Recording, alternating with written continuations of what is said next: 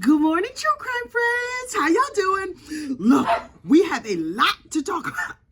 I just had a whole conversation with these dogs where I informed them that I was about to start talking to my true crime friends and they needed to commence to shut up. But what do you think they did? Start barking. That's Daisy, by the way. That's the little one. Okay, look.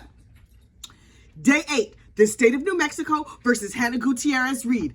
Wait. Hannah Gutierrez. We are not using Reed, her last name, because her daddy, Thel Reed, he's famous. If you're like super into gunplay, child, I don't know how all that works.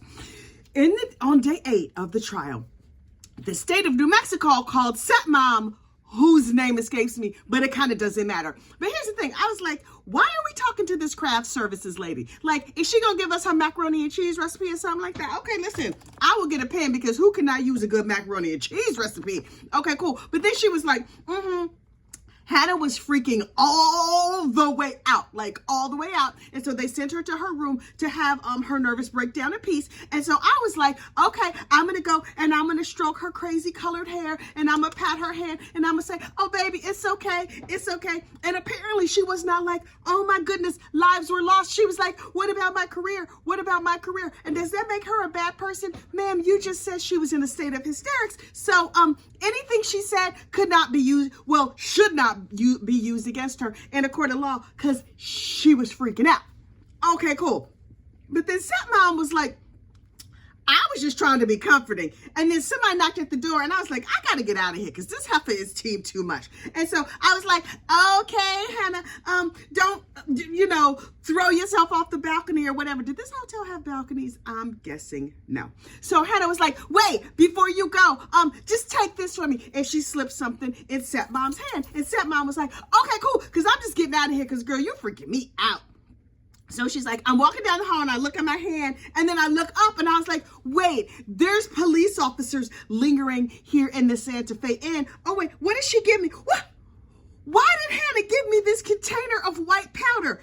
Obviously, it's Crystal Light or non-dairy creamer or Bisquick in case she needed to make emergency biscuits in her room. And obviously, since I work in craft services, she thinks I'm gonna make her some biscuits in the morning because who can't use an emergency biscuit? Also, biscuits are very comforting. And then she looked up and she saw the cops again and she was like, right, but because I'm a recovering addict, anytime I see white powder, I think, cocaine, I gotta get away from it. And so she was like, oh no, and so she threw it in the trash can. Okay, all of that makes perfect sense to me. Hannah had to carry non-dairy creamer because she's lactose intolerant. Now listen, we got facts over here. F-A-X, facts. And it is a facts that that was probably non-dairy creamer. Might it have been some other drug, perhaps meth or cocaine or heroin or other drugs that come in powder form? I don't know because I'm not really bath salts. You know, when they first started talking about bath salts in Florida, I was like, well, who can't enjoy a nice Calgon bath? Why is that a problem? Oh, there's a drug called bath salts. Never mind. So anyway, the stepmom got a mystery white substance that was never tested by the police. And she freaked out when she saw a cop and she threw it away. Now, Carrie Morrissey, the district attorney, was like, obviously, it was cocaine. And I'm like, obviously? Really? She gave the lady in craft services something that could have been food. I, for one, believe it was Crystal Light. Also, because me personally, I carry Crystal Light on me at all times. Look, wait, let me look at this. I have a purse sitting right here. What is in my purse? Crystal Light. I didn't even plan that. I'm just sitting here. Look, it's not Crystal Light. It's like generic. What is this? Sunkissed lemon lime. Oh, the lemon lime ones are so good. Okay, not a commercial, child, just facts. Okay, let me put my purse away. It just happened to be sitting here.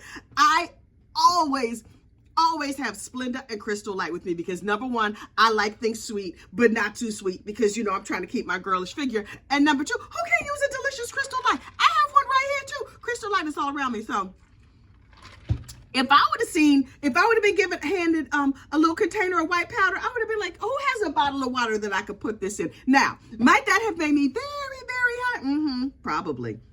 But I'm just saying, y'all can't prove nothing. Because it was either Crystal Light or Bisquick for emergency biscuits, and you will never, ever, ever convince me otherwise. Also, Also, it was a very small amount. What is the serving size of cocaine? I legitimately do not know. I'm clean and sober for like 27, 28 years. Child on count days. It was a very long time ago. But what I'm saying is like, what is the serving size? Was it enough Crystal Light for like one drink? Was it enough of some narcotic to smell and test it? I don't know. But Seth Mom, now listen, between me and you, just quietly between me and you, she might have given you cocaine. I don't know.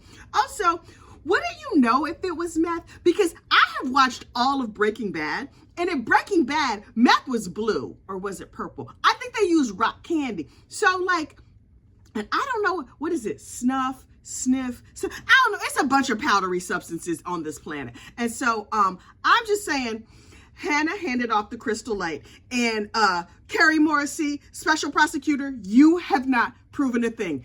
The other person that took the stand, okay, let's just take a collective deep breath, because now we need to talk about Seth Kenny. Seth Kenny, the prop house owner of PDQ Props. Y'all, I have 2 pages of notes on Seth Kenny, and I'm gonna have to compress it all down to give you just the facts. Just the facts. Okay, first of all, Seth Kenny had a whole bunch of guns and bullets. He provided props. Most of his props were guns and bullets. Okay, cool. And Seth, bless him, broke it down for us. On direct examination, he sounded perfectly reasonable. Now, here's the thing, though. I have watched Seth Kenny's body cam footage, and I was like, oh, he's a scumbag of the highest order. The highest order. I wonder if that will come across on the stand. And on direct examination, I was like, dang it. He sounds like a perfectly normal human being. Dang, I was frustrated. But I did not have to worry, because Mr. Bullion or Mr. Bowles, whichever one of them soup related defense attorneys, Mr. Bowles, Mr. Bullion, I don't know, the soup defense attorney, he got up there and he very calmly, very kindly asked some questions that allowed Mr. Kenny to reveal his true scumbaggery in all of its full flower. And I, for one, appreciated that.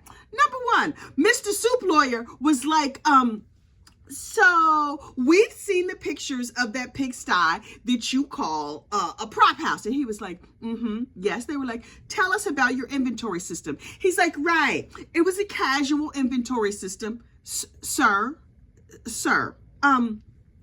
casual inventory and bullets? Somehow that don't go together for me. Call me crazy. I had this insane idea that if you're storing literally bags and boxes of bullets, you should know what you have where. But okay. Listen, far be it from me to judge you I'm going to judge you. Let's just be clear. I am not on this jury. I am not a judge. I'm a big mouth lady from New Jersey who is here on the tubes of you, and I am about to judge you harshly, sir. Very harshly, as is my right as part of the general public. And also, as a sort of aside, based on what Mr. Kenny said, his wife don't like him, his daughter don't like him, his sister don't like him. Okay, cool. So me and you, general public, we in good company, because this dude told us on the stand, nobody likes him. Okay, that tracks. So back to his inventory system. He was like, it's a casual inventory system that I have on a piece of paper and in my head. And they were like, okay, but did you supply a live round? He was like, no, absolutely not. I would never do that. I know, absolutely, I would never do that. And they were like, okay, so explain to us how you stored the bullets. He was like, well, my casual, very precise inventory system included bullets in tubs. Some of them were in the bathroom. Some of them were in the coffee room. Some of them I might have stored in my left armpit. I'm just saying. They were like, right. So how did you know the difference between the coffee room bullets and the bathroom bullets? And he was like, that casual inventory system. And also another big rule is you never keep live ammunition near where you keep all this fake ammunition, because some of it could get mixed up and that would be terrible. And Mr. Bowles, I think his name is Mr. Bowles. Mr. Bowles was like, right. You never mixed the two. So can you see this picture here where you have the live next to the fake? And he was like, right, yes, because that was the bathroom storage system that was happening casually in my bathroom. But listen, if you open up a jar of coffee creamer, you will find some live bullets in there because that is my very, very precise system. So you see how that works? And everybody was like, wait, what? Sir, I'm gonna need you. He was like, see, because I have several locations. I have Texas, I have New Mexico, I have California. And so when I'm loading and unloading my van, oh, a little amphibian's trying to come and live in my throat. Hang on. When I'm loading and unloading the Sprinter van, you just chuck them in there, put them anywhere you can. I mean, you delicately place them anywhere you can so that you can tell them where they are later with your casual, very precise system that you know from memory.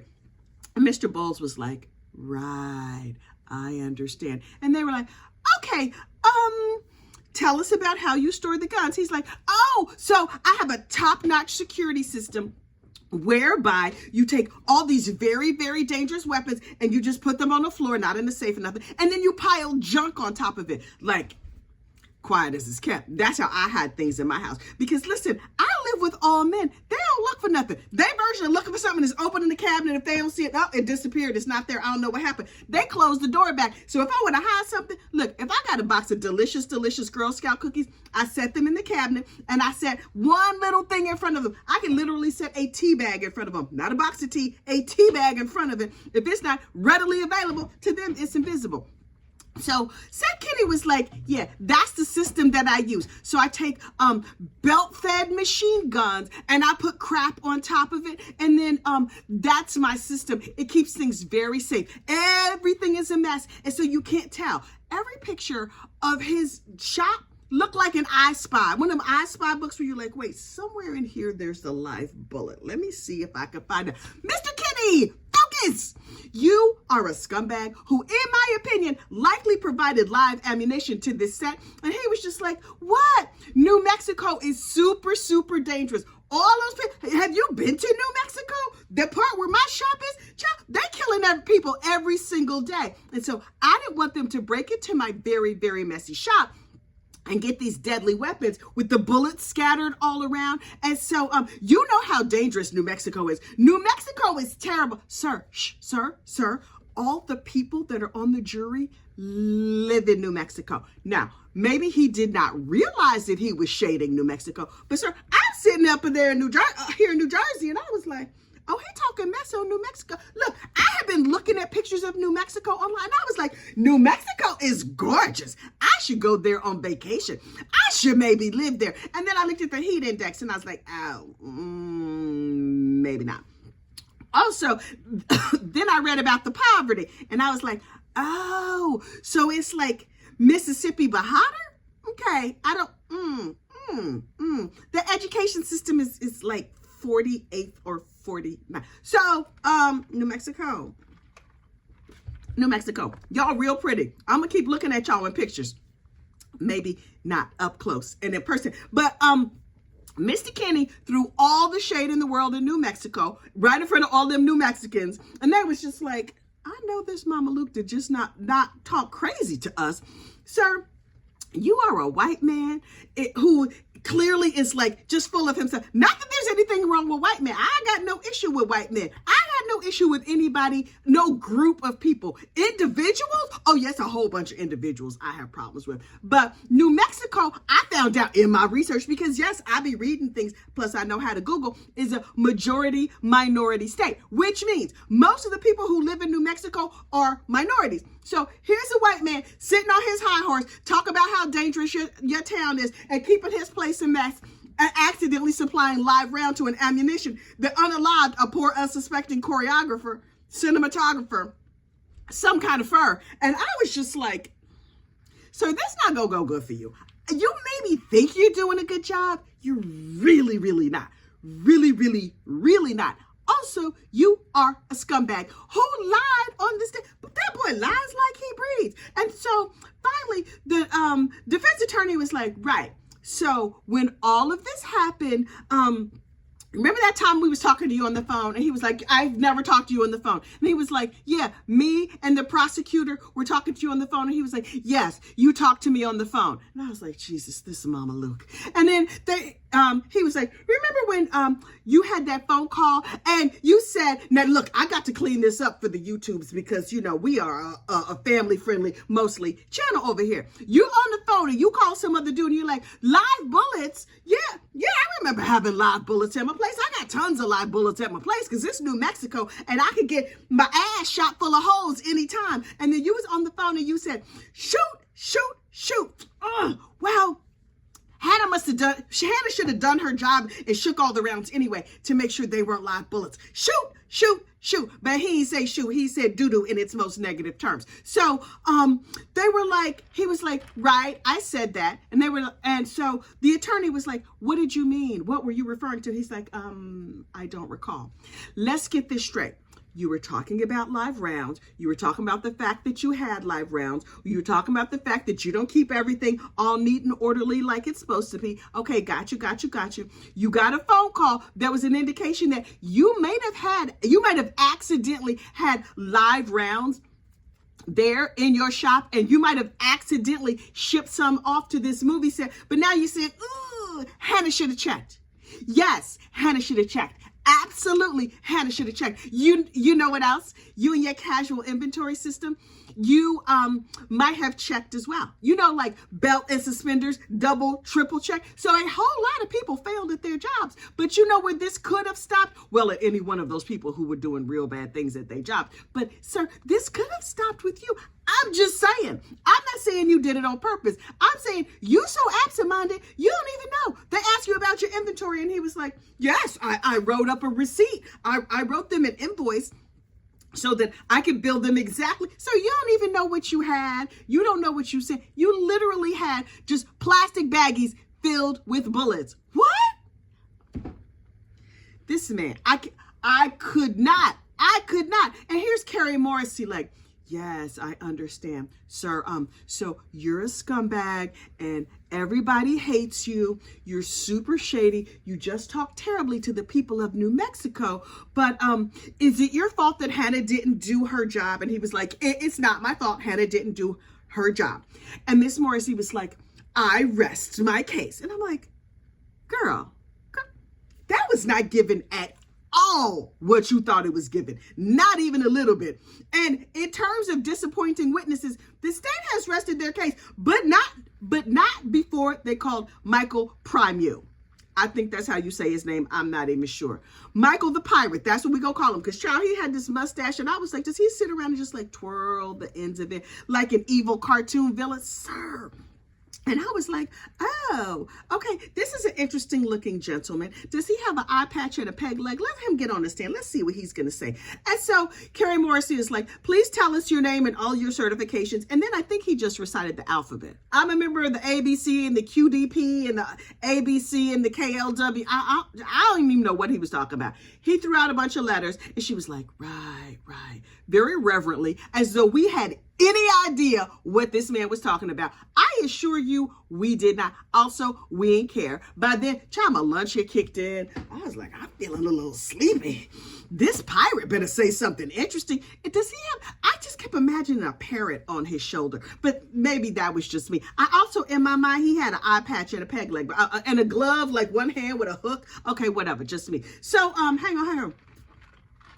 So Carrie was like, so you've examined some photographs. We have some examples here. Can you look at these pictures? He was like, yes. Here's picture A, which is like a very fuzzy, out of focus, dark picture. And I was like, right. Oh, this is going to be like CSI, where they apply technology and it all suddenly becomes clear, like, and then it's clear and we can see everything. And at the bottom of the bullet, it says, Hannah did it. So I was like, okay, cool. Very fuzzy picture. Now, can you look at the other example? He's like, yes, here's the example that we worked on. Very fuzzy picture with better lighting. Sir, excuse me, Your Honor, WTF? How come that nobody on the jury was like, are y'all serious? I I have a question for this witness. Are you serious? Please give this to the judge, because I do not know why these people are wasting my time. So let me understand this. You took a picture that was blurry and poorly lit, and you made it blurry and well lit. Okay, sir, you've just given us the same picture twice that we still can't see nothing on. And it was like, Carrie was like, okay, so in the first picture, you can't really determine the color. In the second picture with better lighting, can you determine the color? And he was like, no, I cannot tell the color difference. And she was like, right, very reverently. Girl, I want to shake that dummy and be like, ma'am, what are you doing? Why is this witness here? She was just like, yes. As though he was saying something smart and learned. He sounded like a fool. And I'm looking at you like you a fool. Like this. So wait, your prosecution is she had Splenda. This other dude that I'm protecting provided bad bullets, and this dude knows how to change the color on a picture. Oh, no, not even the color, the lighting. So this expert can do all the same things that I can do on my iPhone. Right. Then this is the part that took me all the way out. He was like, this picture, we have a very technical term for describing it. It's called pixely. Sir, pixely is a technical term? Okay. And then he was just like, we were able to look at this and determine the date of the picture. Sir, did you know the date was not in question? So he charged $10,000 for this service. And so what we have learned is that if you own an iPhone and you know how to make things bigger, oh yeah, he made things bigger too. He's like, we have enlarged the image. And they were like, okay, what special technology did you use to enlarge the image? He was like, I patted on the screen and I took my fingers and I did like this, and then it got bigger. And Hannah was like, Carrie, the prosecutor was like, thank you. Lady, I'm gonna need you to sit down. I really, from the bottom of my heart, I just need her to sit down and stop talking. Now listen, I understand that in her mind, this is the Carrie Morrissey show, clearly, because she up there giving all kinds of useless information and stomping around and making all this noise. Is she not local? Something about her, to me, feels not local. Mr. Bowles, Mr. Bullion, whatever that other lawyer, the defense lawyer, is just way more likable. He's poked enough holes in this case that I'm just like, okay, I could totally see them convicting her. Honest to goodness. I could totally see them being like, this whole case was a mess. Why do we even bring it? Even Vinnie Politan on Court TV, you know, they be fact adjacent over there as F. They like facts from Court TV. They like, this is what it seems like happened. I don't know. Even Vinnie Politan was like, this set is a mess. He's like, normally movie sets are very orderly. Vinnie, my boo-boo. No, sir. No. But Vinnie Politan was up on the Court TV last night on Closing Arguments like, yeah, this whole situation, I don't know what they gonna do. Oh my God, it's a whole mess. So look, the mess continues today. And will I be there for? Yes. Absolutely, child. I will be perched. I will be ready. I will be waiting. We're about to head into day 9 of this case. And I want to see what madness is going to happen next. But wait, the state has rested. So next up, the defense. Defense? Y'all better bring it. Is Hannah's mama going to be there? Hannah's mama, are you watching from home? Are you watching us over here? Hannah's mama, please just give us a little finger wave. Listen, I'm going to be, as always, I'm going to be with Recovery Addict in the mornings on his live stream and Emily D. Baker in the afternoon. If y'all see me, drop some brown hearts in the chat or the ball of yarn. Either one, just to say hello. We're not trying to interrupt nobody's live stream. But if you see me, just say, hey, girl, with your little brown heart. You know what you also need to do? Like, subscribe, and have a fantastic day. I'll see you soon. Bye.